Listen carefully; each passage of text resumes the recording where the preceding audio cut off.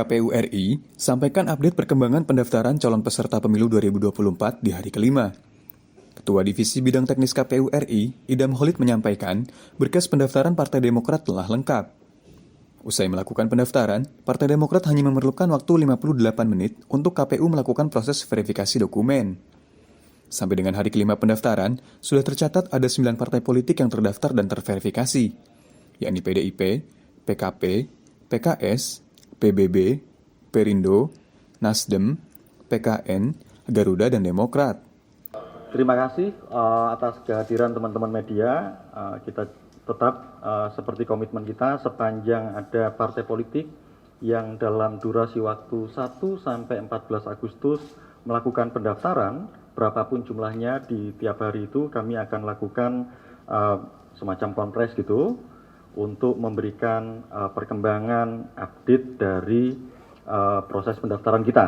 Pada hari Jumat 5 Agustus 2022, KPU Republik Indonesia hanya menerima satu partai politik pendaftar, yaitu Partai Demokrat. Pada jam 14.00 waktu Indonesia bagian Barat, Partai Demokrat telah mendaftar ke KPU RI.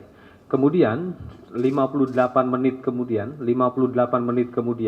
kami telah menyelesaikan pemeriksaan berkas atau dokumen persyaratan pendaftaran parpol Partai Demokrat yang diunggah ke dalam aplikasi Sipol. Jadi proses pengecekan kelengkapan dokumen kini lebih cepat lagi, yaitu 58 menit. Ya. Dan tepat pada 14:58 KPU menyatakan bahwa dokumen pendaftaran Partai Demokrat itu dinyatakan lengkap. Ya, jadi dengan demikian, partai politik yang telah mendaftar ke KPU dan dokumennya dinyatakan lengkap itu ada 9. Ya, termasuk Partai Demokrat. Baik, saya bacakan. Yang pertama, Partai Demokrasi Indonesia Perjuangan, PDIP. Yang kedua, Partai Keadilan dan Persatuan, PKP. Yang ketiga, Partai Keadilan Sejahtera, PKS. Yang keempat, Partai Bulan Bintang atau PBB. Yang kelima, Partai Persatuan Indonesia, Perindo.